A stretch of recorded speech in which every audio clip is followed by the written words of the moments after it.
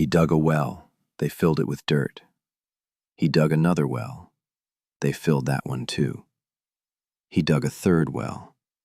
And this time, nobody touched it. That is the entire story of Isaac in Genesis 26, a man who kept digging wells that his enemies kept destroying. No war, no army, no fire from heaven. Just a man with a shovel and an enemy with dirt. And the man with the shovel won, not by fighting, by digging, again and again and again, until the enemy got tired of filling holes and walked away.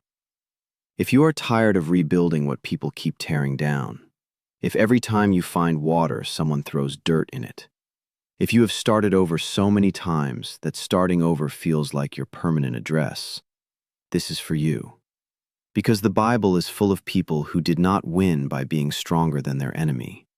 They won by outlasting their enemy, by refusing to stop, by digging one more well after the last one was buried. And the enemy always quit first. Word for word from the scriptures. Let us begin. The first one, 3 wells. Isaac was living in Gerar. He had become wealthy, very wealthy. His flocks grew, his herds grew, his household grew. And the Philistines began to envy him. So the Philistines stopped up all the wells that his father Abraham's servants had dug in the time of his father, filling them with earth. They filled them, Abraham's wells. The wells that Isaac's father had dug, the inheritance wells, the water sources that represented decades of work and legacy and survival in a desert where water is life. The Philistines filled them with dirt, not because they needed the land, because they could not stand watching Isaac prosper. The attack was not physical, it was economic, existential. In a desert, filling someone's wells is not vandalism. It is attempted murder by dehydration. You are cutting off life at the source. And the Philistines did it to every well Abraham had ever dug. Isaac's servants dug in the valley and discovered a well of fresh water there. But the herders of Gerar quarreled with Isaac's herders and said, "The water is ours." So he named the well Esek, because they disputed with him. Esek, contention. He named the first well after the fight, not after the water, after the argument, because the water was real, but the fight was louder. And sometimes you name your blessings after the battles that came with them. He dug another well, and they quarreled over that one also. So he named it Sitnah. Sitnah, opposition. Second well, same fight, different dirt. Same result. Hands that dug all day, undone by hands that filled all night. 2 wells dug, 2 wells stolen. 2 names that mean conflict. Most people would have stopped. Most people would have said, they will just fill the next one too. Most people would have calculated the cost of digging versus the cost of moving and chosen moving.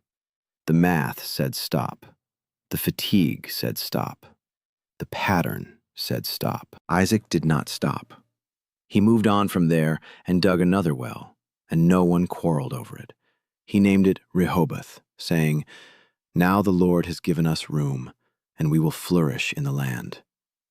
Rehoboth, room, space, flourishing. Third well, no fight, no filling, no hands in the night throwing dirt into the water he found. Third time, the enemy exhausted himself on wells 1 and 2 and did not have the energy for well 3. Isaac won not by defeating the Philistines, by outlasting them, by having one more well in him than they had dirt. The naming tells the whole story. Ezek, contention. Sitnah, opposition. Rehoboth, room. The journey from contention to opposition to room. From fight to freedom. And the freedom came not because the enemy changed, because the digger kept digging. If you have lost 2 wells, if the first thing you built was torn down and the second thing you built was torn down, and you are standing with a shovel, wondering if there is any point in digging a third, hear Isaac. The third well is the one they do not touch, not because they became good, Because they became tired. And the only way to reach Rehoboth is to dig through Esek and Sitnah first. Contention, opposition, then room, in that order. The order does not change. The second one, 4 attacks, 4 answers. Nehemiah was building the wall of Jerusalem, and his enemies tried 4 different strategies to stop him. Not 1, 4. Because when the first attack fails, the enemy does not give up. He changes tactics. Attack 1, mockery. Sanballat said, "What are those feeble Jews doing? Even a fox could break their wall." Nehemiah's response? He prayed and kept building. He did not answer Sanballat. He answered God. And then he picked up the next stone. Attack 2, threat of violence. They all plotted together to come and fight against Jerusalem and stir up trouble. Nehemiah's response? He prayed and posted a guard. Different attack, different response. Mockery got prayer. Violence got prayer plus swords. He put a weapon in every builder's hand. They built with a trowel in one hand and a sword in the other. Attack 3, distraction. Sanballat and Geshem sent me this message. "Come, let us meet together in one of the villages." But they were scheming to harm me. Nehemiah's response, the most quoted sentence in the book. "I am doing a great work and cannot come down. Why should the work stop while I leave it to come down to you? I cannot come down." 4 times they sent the same invitation. 4 times Nehemiah said the same thing. "I am doing a great work. I cannot come down." The repetition is the point. The enemy will send the same distraction 4 times, hoping the 4th time you will be tired enough to say yes. And the answer has to be the same every time. I cannot come down. Not I will not. I cannot. The work is too important. The wall is too urgent. And your meeting is a trap dressed as a conversation. Attack 4, false prophecy. Shemaiah said, "Let us meet in the house of God, inside the temple, and let us close the temple doors, because men are coming to kill you." A prophet, telling Nehemiah to hide in the temple. Spiritual authority used as a weapon. The most dangerous attack, because it comes from inside the community of faith, wearing the clothes of God, speaking the language of safety. Hide, protect yourself, the wall can wait. Nehemiah's response, I realized that God had not sent him, but that he had prophesied against me, because Tobiah and Sanballat had hired him. He had been hired to intimidate me, so that I would commit a sin by doing this, and then they would give me a bad name to discredit me. He discerned. He recognized the false prophecy. He identified the source, and he refused to hide. Because hiding in the temple when God told you to build the wall is not faith. It is fear wearing a prayer shawl. So the wall was completed in 52 days. 4 attacks: mockery, violence, distraction, false prophecy, and 4 responses.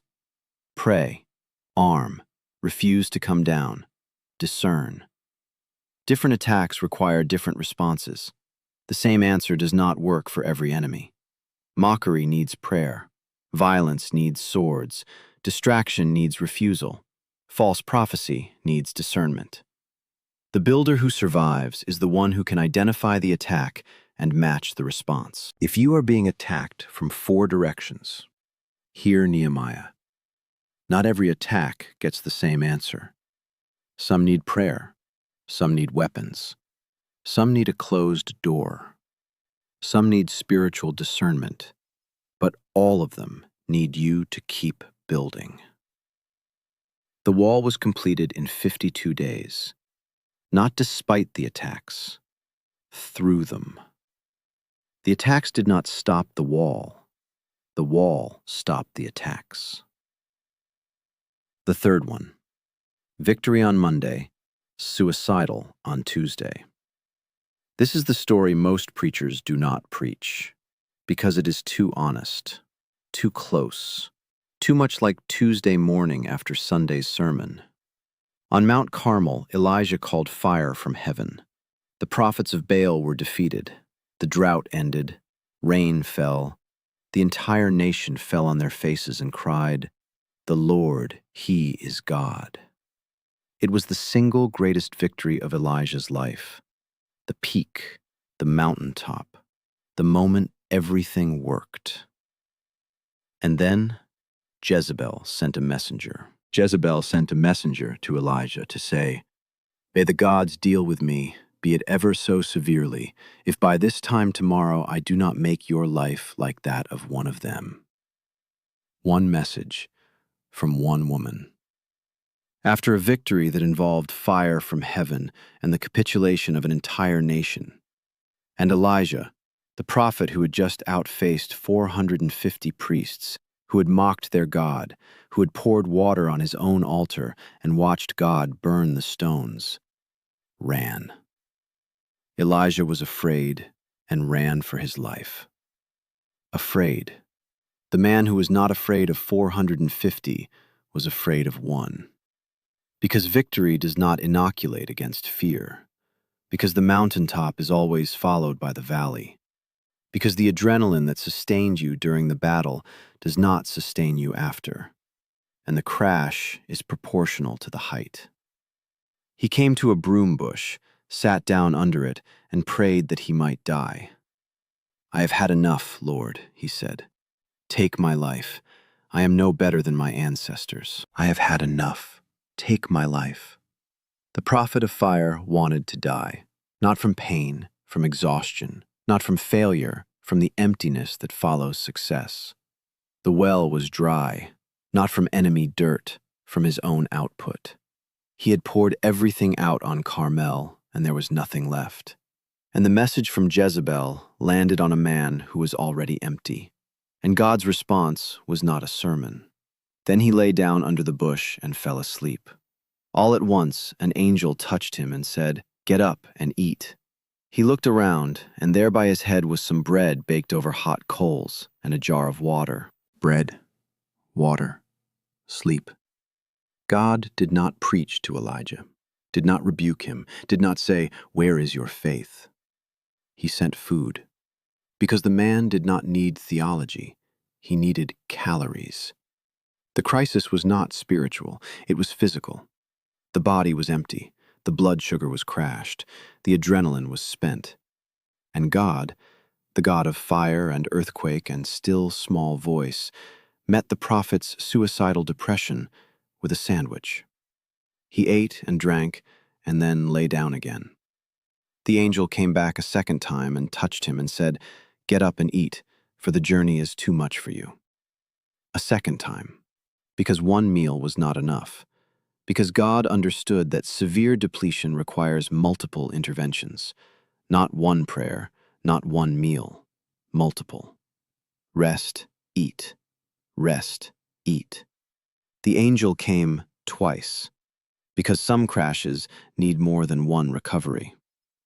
Strengthened by that food, he traveled 40 days and 40 nights until he reached Horeb, the mountain of God. 40 days on 2 meals. Supernatural sustenance, the bread of angels. And at the end of the 40 days, Horeb, the mountain where God would speak in the still, small voice, the whisper, the gentle quiet, the presence that comes after the fire and the earthquake and the wind. God met Elijah's fire victory with a whisper, because the man who called fire needed quiet, and the man who defeated 450 needed someone to make him lunch. If you are under the broom bush, if yesterday was the victory and today you want to die, hear Elijah. The crash is not failure, it is chemistry, the emptiness after the output, the valley after the mountaintop. And God's response is not a lecture, it is bread, sleep, more bread, more sleep, and a 40-day walk to a place where the noise stops and the whisper begins.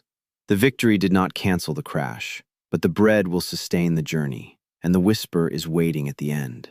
The fourth one, the list. Paul wrote a list, and the list is a sledgehammer. We are hard-pressed on every side, but not crushed. Perplexed, but not in despair. Persecuted, but not abandoned.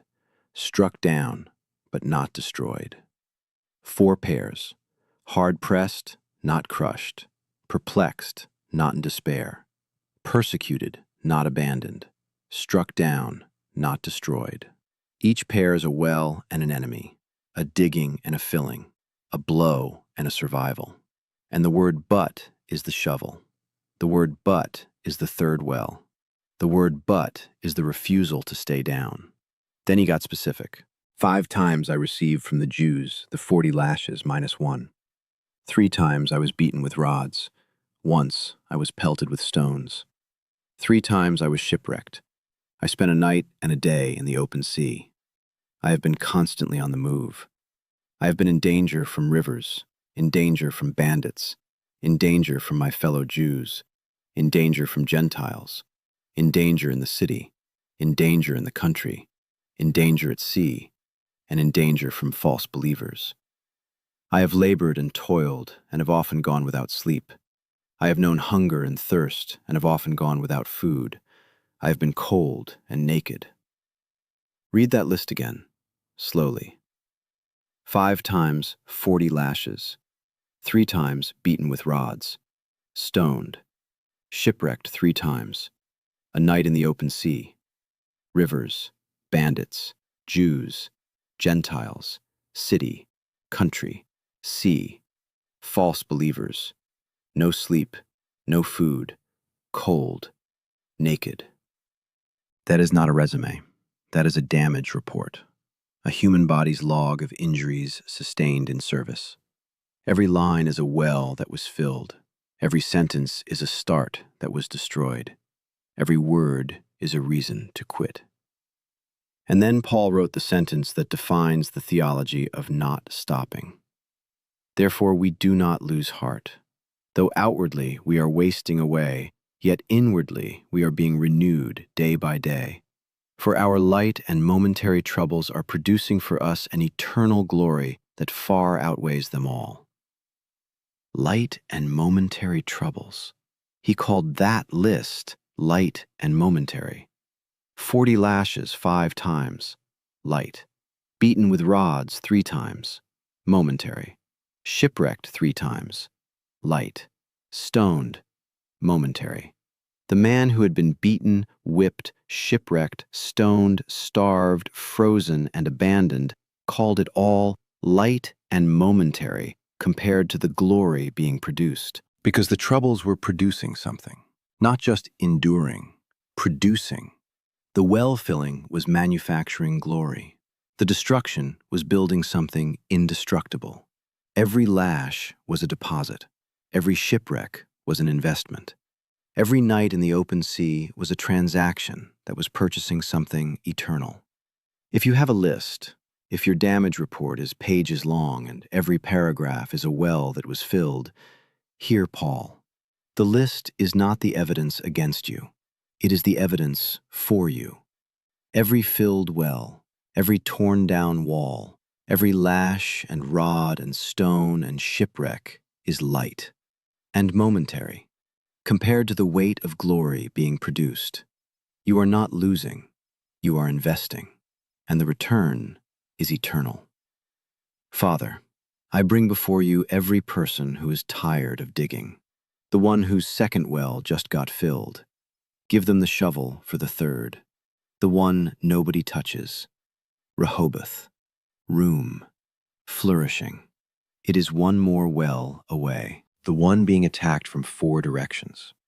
Give them the right response for each attack. Prayer for mockery, swords for violence, a closed door for distraction, discernment for false prophecy, and 52 days to completion. The one under the broom bush who won yesterday and wants to die today. Send the angel with bread and water and say, eat, sleep, eat again. The journey is too much for you alone, but you are not alone. The one with the list. Show them the glory being produced behind the damage. Light, momentary, compared to what is coming. And help them write 4 words at the bottom of the list. We do not quit. Lord, I am tired, not of you, of the digging, of the rebuilding, of the starting over, of the list that grows longer every year. But Isaac dug 3 wells, and the third one was Rehoboth. Nehemiah answered 4 attacks, and the wall was done in 52 days. Elijah ate bread under a bush and walked 40 days to your whisper. And Paul called his entire damage report light and momentary. So I am picking up the shovel, not because I am strong, because you are Rehoboth. And the room is one more well away. I am not coming down, not for mockery, not for threats, not for meetings that are traps, not for prophecy that is fear. I am eating the bread and sleeping and eating again, because the crash is not failure, it is chemistry, and the whisper is waiting. And I am adding 4 words to the bottom of my list. We do not quit. The Lord bless you and keep you.